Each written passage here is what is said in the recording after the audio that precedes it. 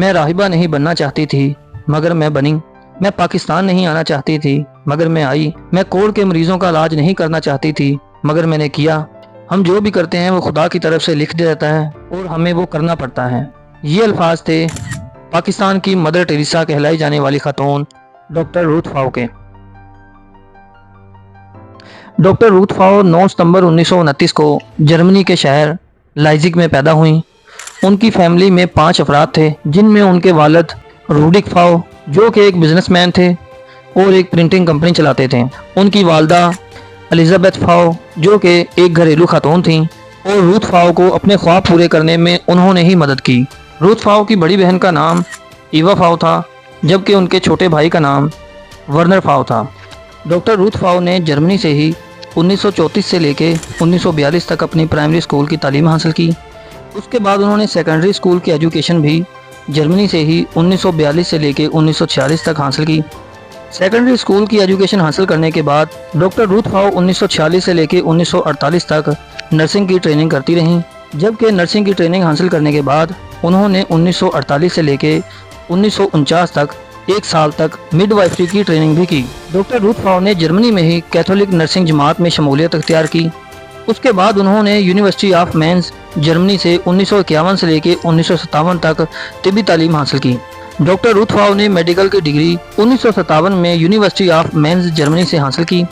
سن 1958 کی بات ہے، اس خاتون نے 30 سال کی عمر میں پاکستان میں کوڑ یعنی جذام کے مریضوں کے بارے میں ایک فلم دیکھی۔ کوڑ اچھوت مرض ہے جس میں مریض کا جسم گلنا شروع ہو جاتا ہے، جسم میں پیپ پڑ جاتی ہے اور اس کے ساتھ ہی انسان کا گوشت ٹوٹ کر نیچے گرنے لگتا ہے۔ کوڑی کے جسم سے شدید بو بھی آتی ہے۔ کوڑی اپنے اعضاء کو بچانے کے لیے ہاتھوں، ٹانگوں اور منہ کو کپڑے کی بڑی بڑی پٹیوں میں لپیٹ کر رکھتے ہیں۔ یہ مرض لا علاج سمجھا جاتا تھا، چنانچہ جس انسان کو کوڑ لاحق ہو جاتا تھا اسے شہر سے باہر پھینک دیا جاتا تھا اور وہ ویرانوں میں سسک کر دم توڑ دیتا تھا۔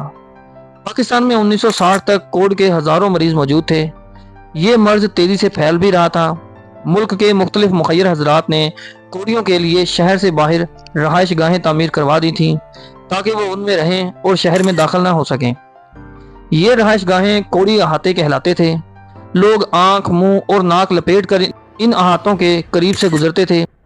لوگ مریضوں کے لیے کھانا دیواروں کے باہر سے پھینک دیتے تھے اور یہ بیچارے مٹی اور کیچڑ میں لتھڑی ہوئی روٹیاں جھاڑ کر کھا لیتے تھے۔ ملک کے قریباً تمام شہروں میں کوڑی احاطے موجود تھے۔ پاکستان میں کوڑ کو ناقابل علاج سمجھا جاتا تھا، چنانچہ کوڑ یا جذام کے شکار مریض کے پاس 2 آپشن ہوتے تھے۔ ایک یہ یا تو وہ سسک کر اپنی جان دے دے اور دوسرا یہ کہ وہ خودکشی کر لے۔ ڈاکٹر روتھ فاؤ ایک جاذب نظر اور توانائی سے بھرپور عورت تھی اور یہ یورپ کے شاندار ترین ملک جرمنی سے آئی تھیں۔ زندگی کی خوبصورتیاں اس کے راستے میں بکھری ہوئی تھیں، لیکن اس عورت نے اس وقت ایک عجیب فیصلہ کیا۔ وہ جرمنی سے کراچی آئیں اور انہوں نے پاکستان میں کوڑ کے مرض کے خلاف جہاد شروع کر دیا۔ انہوں نے پاکستان کے کوڑیوں کے لیے اپنا ملک، اپنی جوانی، اپنا خاندان اور اپنی زندگی قربان کر دی۔ انہوں نے کراچی ریلوے اسٹیشن کے پیچھے میکلوڈ روڈ پر چھوٹا سا سینٹر بنایا اور کوڑیوں کا علاج شروع کر دیا۔ کوڑ کے مریضوں اور ان کے لواحقین نے اس فرشتہ صفت خاتون کو حیرت سے دیکھا، کیونکہ اس وقت تک کوڑ کو اللہ کا عذاب سمجھا جاتا تھا۔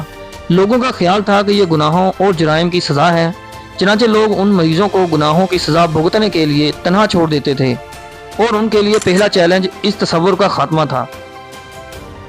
ڈاکٹر روتھ فاؤ نے بیماری کو بیماری ثابت کرنے میں بہت وقت لگایا اور اس کے بعد مریضوں کے علاج کا سلسلہ شروع کیا۔ یہ عظیم خاتون اپنے ہاتھوں سے ان کوڑیوں کو دوا بھی کھلاتی تھیں اور ان کی مرہم پٹی بھی کیا کرتی تھیں۔ انہوں نے ایسے لوگوں کے لیے کام کیا جن کو ان کے سگے بھی چھوڑ جاتے تھے، ان کا علاج نہ کرواتے تھے، ان کے پاس تک نہ بیٹھتے تھے کہ کہیں ان کو کوئی بیماری نہ لگ جائے۔ ایسے افراد کا علاج ڈاکٹر روتھ فاؤ نے کیا اور اللہ تعالیٰ نے اس کے ہاتھ میں شفا بھی دی۔ وہ مریضوں کا علاج کرتی گئیں اور کوڑیوں کا کوڑ ختم ہوتا گیا۔ اسی دوران ڈاکٹر آئی کے گل نے بھی انہیں جوائن کر لیا۔ ان دونوں نے کراچی میں 1963 میں میری لیپریسی سینٹر بنایا اور مریضوں کی خدمت کرنا شروع کر دی۔ ان دونوں نے پاکستانی ڈاکٹروں، سوشل ورکرز اور پیرامیڈیکل سٹاف کی ٹریننگ کا آغاز بھی کیا۔ यूं ये सेंटर 1965 तक अस्पताल की शक्ल इख्तियार कर गया। उन्होंने निज़ाम के खिलाफ आगाही के लिए सोशल एक्शन प्रोग्राम शुरू किया। हॉस्पिटल बनाने और उसे चलाने के लिए 70 लाख रुपए कम हो गए थे। वो वापस जर्मनी गईं और झोली फैलाकर खड़ी हो गईं। जर्मनी के शहरियों ने 70 लाख रुपए दे दिए और यूं पाकिस्तान में निज़ाम के खिलाफ इनकलाब आ गया। वो पाकिस्तान में निज़ाम के सेंटर बनाती चली गईं, यहाँ तक कि इन सेंटर्स की तादाद 156 तक पहुँच गई। डॉक्टर्स ने इस दौरान 60,000 से ज़्यादा मरीजों को ज़िंदगी दी। ये लोग ना सिर्फ कोविड के मर्ज से सेहतयाब हो गए, बल्कि ये लोग आम इंसानों की तरह ज़िंदगी भी गुजारने लगे। उनकी कोशिशों से सिंध, पंजाब, खैबर पख्तूनख्वा और बलोचिस्तान से निज़ाम का खात्मा हुआ और आलमी अदारा सेहत ने 1996 में पाकिस्तान को लिपरेसी कंट्रोल्ड मुल्क करार दे दिया। पाकिस्तान एशिया का पहला मुल्क था जिसमें निज़ाम कंट्रोल हो गया था। ये लोग अब कबायली इलाके और हज़ारा में निज़ाम का पीछा कर रहे हैं। उनका ख्याल है कि अगले चंद वर्षों में पाकिस्तान से निज़ाम के जरासीम तक ख़त्म हो जाएंगे। हुकूमत ने 1988 में उनको पाकिस्तान की शोहरियत दी। उन्हें हलाल पाकिस्तान, सितारा कायदे आज़म, हलाल इम्तियाज़ और जिन्ना अवार्ड भी दिया गया और निशान कायदे आज़म से भी नवाजा गया। आला खान यूनिवर्सिटी ने उन्हें डॉक्टर ऑफ साइंस का अवार्ड भी दिया, जबकि जर्मनी की हुकूमत ने भी उन्हें आर्डर ऑफ मेरिट से नवाजा। ये तमाम एजाज़ात, ये तमाम अवार्ड बहुत ही शानदार हैं, लेकिन ये फरिश्ता सिर्फ औरत इससे कहीं ज़्यादा की हकदार थी। जवानी में अपना वो वतन छोड़ देना जहां आबाद होने के लिए तीसरी दुनिया के लाखों लोग जान की बाजी लगा देते हैं, और इस मुल्क में आ जाना जहां नज़रियात और आदात की बुनियाद पर इख्तलाफ नहीं किया जाता, बल्कि इंसान को मजहब और अकीदत की बुनियाद पर अच्छा या बुरा समझा जाता है, जिसमें लोग खुद को ज़्यादा अच्छा मुसलमान साबित करने के लिए दूसरों को बिला खौफ काफिर करार दे देते हैं। हम माने या ना माने, लेकिन ये हकीकत है कि ये खातून और उसकी साथी सिस्टर डॉक्टर आई के गिल पाकिस्तान ना आते और अपनी ज़िंदगी और वसाइल इस मुल्क में खर्च ना करते, तो शायद हमारे मुल्क की सड़कों और गलियों में इस वक्त लाखों कोड़ी फिर रहे होते और दुनिया ने हम पर अपने दरवाजे बंद कर दिए होते। हमारे मुल्क में ना कोई आता और ना ही हमारे मुल्क से कोई बाहर जा सकता।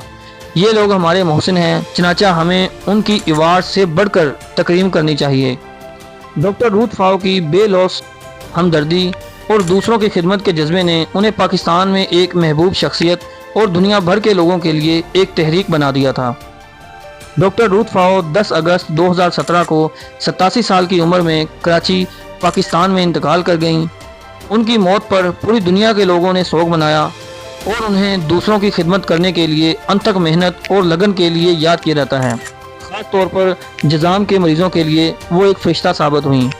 डॉक्टर रूथ फाओ की नमाज जनाजा 19 अगस्त 2017 को कराची के सेंट पैट्रिक कैथेड्रल में अदा की गई और उन्हें कराची के गोरा कब्रिस्तान में सपुर्द खाक किया गया। उनकी मीरास मैरी एडलेट लिपरेसी सेंटर और अनगिनत जिंदगियों के जरिए जिंदा है।